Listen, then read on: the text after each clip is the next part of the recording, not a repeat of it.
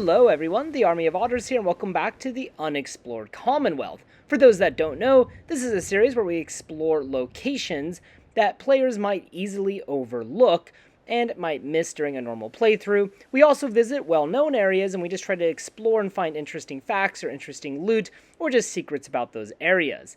And today we're taking a look at Walden Pond, and this has to be one of my favorite locations yet in this entire series. I wish every video was like this, because Walden Pond is in a sort of desert. There isn't a whole lot of marked locations around it, but there are a lot of unmarked locations surrounding it, which really is a great thing for exploring, discovering interesting things, which is what Fallout is all about. So without further ado, let's jump into Walden Pond. And here on the world map, you can see Walden Pond. It is just south of Concord, and there's also this large reservoir to the west, which is unmarked, but I'm just going to call it Walden Reservoir, and there's a huge dam there holding back the water. Now, if you approach from the north, from Concord, like I am doing, you might come across this small raider outpost on the road. Pretty easy to take out the two lone raiders here. One of them was sleeping very late into the day, must have had a very long night, but I killed him, and then I was able to take out the other one with the help of dog meat. But truthfully, there's not a whole lot of loot inside of this place, so just come in here, kill the raiders, and see what they drop on their bodies. Pretty easy. Now, of greater concern is a large gunner base just to the southeast of that raider encampment. I used a mini nuke trying to take out all of these gunners, but somehow that gunner on the ledge and the turret survived. They shot the car next to me, which triggered it to explode, so I ran away. There's also a concrete building there off in the distance, and we'll go check that out after I take care of all of these gunners. Started using a missile launcher because I am a very low level at the time of recording, so while raiders might not pose much of a threat, gunners can easily mow me down very quickly. I actually died a couple times while making this video right here, just because the gunners do deal a lot of damage to my character. But if we just head over to the north real quick, we can find this large concrete building, not really large, a small concrete building, which has an eyebot just kind of coming out of it very casually. Inside, there isn't a whole lot, but there is an ammo box, and then we can hack this novice level terminal in order to open up this security door, and inside we can find a dead Mr. Gutsy, a dead soldier, and also a wooden crate with various loot. Not great loot, but not bad either. After that, we're going to head back up to that gunner outpost. That little part there is just kind of a guard station. As we reach the top of this highway, we can find a lot of gunners. Accidentally mellow the air like I did so you can alert the gunners to your presence. Sometimes as I play between Fallout 3, Fallout New Vegas, and Fallout 4, I do get the controls a little mixed up just because they're kind of different between those games. But hey, it wasn't really a problem. Another thing I wanted to add is I really enjoy Fallout 4's gunplay. I feel like it's much better than Fallout New Vegas and Fallout 3. I have a lot more fun when fighting enemies. Inside of the bus, we can find the only loot up here, just kind of random loot, ammunition, and junk. Up here, we can get a great view of Walden Pond down below. And if we jump down off the freeway and head to the south-southwest a bit, directly south of Walden Pond, we can kind of find this sort of Carhenge. It strongly resembles Stonehenge, just with cars. Also, if you come here at level 15, there will be a super mutant behemoth here. Luckily, though, these cards do explode, so you could easily trigger a massive explosion against the super mutant. However, there isn't a whole lot of loot here, but there was a suitcase with raider armor inside. I have no idea why Carhenge is there, but hey, it's there. Further down along the road, we can find this old bus, and inside the bus is a dead raider and an ammunition box. If we head further to the east, kind of south, we can find this what appears to be an old power station. However, it also has a barn with a tractor attached to it. Don't really know how it would work. Also, there was a glitched sting wing inside. I don't know why he wouldn't move. But behind the barn, we can find a fusion core, so pretty good find. Make sure you pick it up. If we head even further south, we can find this glowing rad roach around some radioactive barrels. So sort of interesting. And even further south, we can find Bethany, who appears to be a pre-war doctor who was unfortunately, or maybe fortunately, turned into a ghoul. Her house sits on a very radioactive pool of water, but we can trade with her and she can heal us. However, if you try and go inside of her house, well, yeah, your rads will go absolutely crazy. But I was thinking this is actually a really good defense for a ghoul. I mean, as long as they're not fighting like a Deathclaw or something, of course. Now, if we head kind of south-southeast of Walden Pond, we can find this lone house with a ton of cats. Now, according to the wiki, there is a trader here that sells cat meat. However, I didn't see this trader here, which is kind of weird maybe. I don't know what happened to him. Perhaps he was killed by the gunners. But inside we can find a whole bunch of pictures of cats, and obviously a lot of cats for pets. Then over here we can also find some graves that we can assume is like a cat graveyard. Whether this trader loves cats for their cuteness or for their meat, we may never know. Finally now, we're going to head to Walden Pond. It's been a long time coming, just kind of exploring around the area. Like I said, that's what makes this area so great. You can kind of just wander around this pond for a long time. I spent about an hour just going around, finding all kinds of crazy stuff. On the middle of the pond here, we can find this kickball.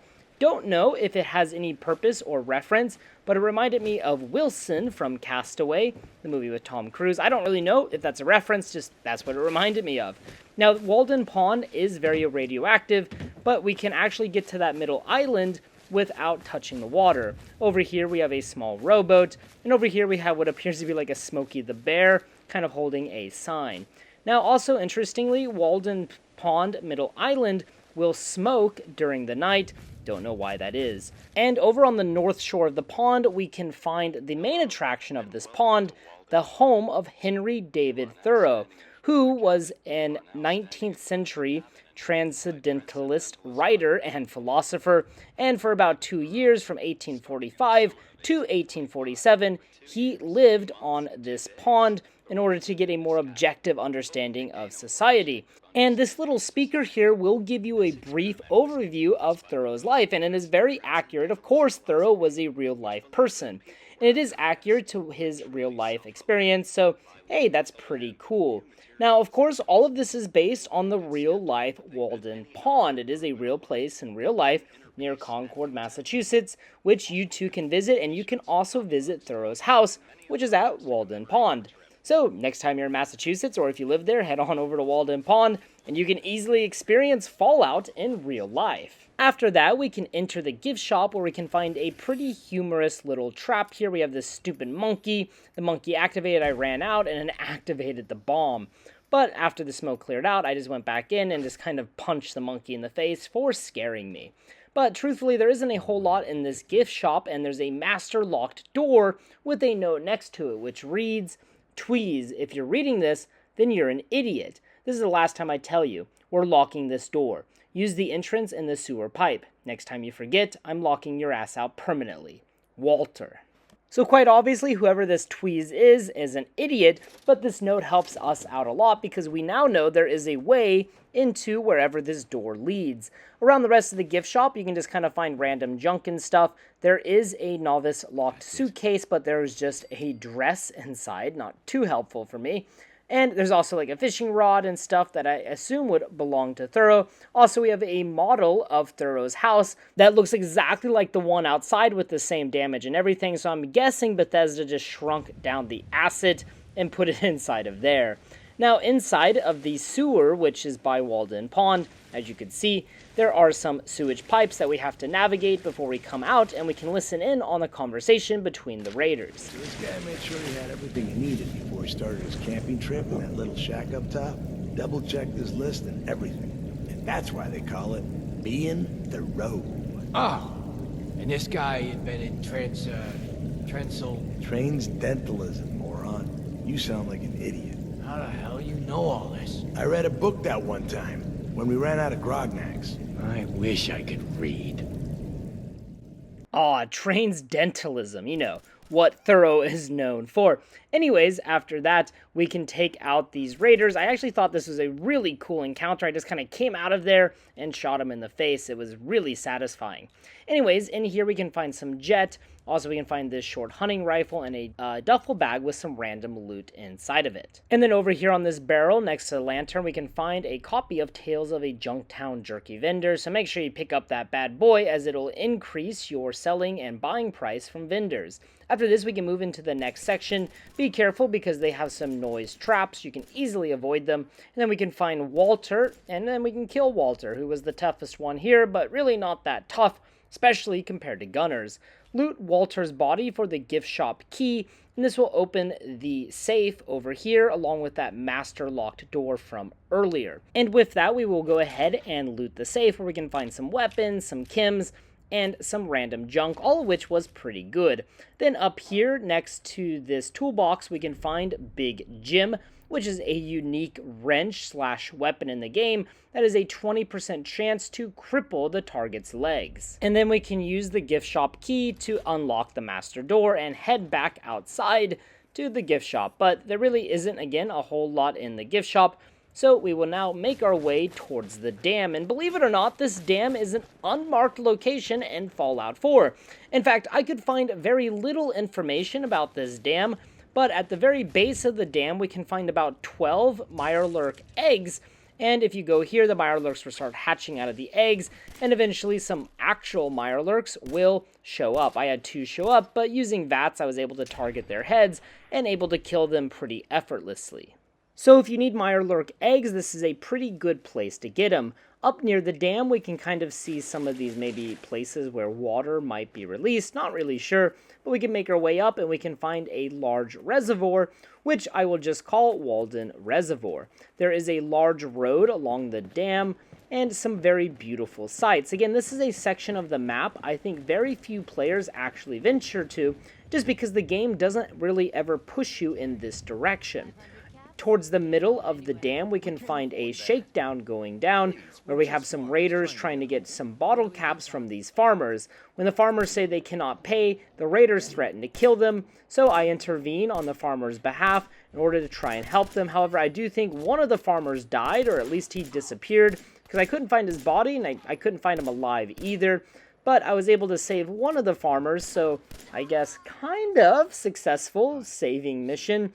But that other farmer said thank you for saving his life, or our lives. Again, I don't know if it's our lives, but his life at least.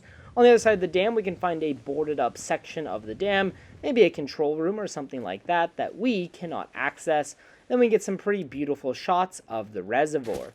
Now, there is one building of interest, unmarked building of interest on the reservoir, so I thought I'd go ahead and show it.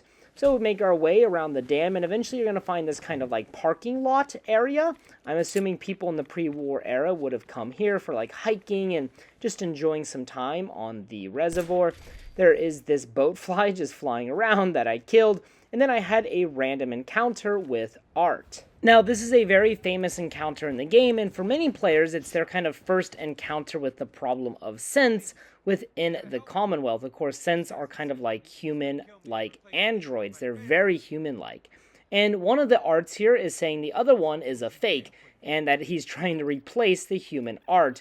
Now, I failed the interrogation and went through a lot of dialogue. As far as I know, if Art is holding a shotgun, that means he is the human. If Art is holding a pipe pistol, that means he is the synth. So I sided with the Art holding a shotgun here, because I believe that means he's the human. Had him shoot the other Art, who had a synth component on him. So I'm assuming that means he was the synth. Not sure. Let me know if I made the right decision in the comment below. I really don't know. After that, we can head over to the banks of the reservoir. This is a very remote little destroyed house, where you can find some gumdrops, Nuka-Cola, a bed, and some mannequins. Kind of freaking scary. Why are there mannequins in this house? I do not know. And then an average lock safe with kind of ammunition and some junk inside of it. And there you guys have it. Walden Pond and Walden Reservoir, along with the surrounding area. I had a ton of fun exploring this area. I spent about an hour just going around Walden Pond, trying to find cool stuff, to kind of show off in this video. So I hope you guys enjoyed this video. I hope you learned something about Fallout 4 and have some ideas about where to venture to the next time you decide to explore the Commonwealth. As always, guys, thank you so much for watching. It really means a lot. If you have any recommendations or ideas for future videos or future locations, please post them in the comment section below. And as always, until next time.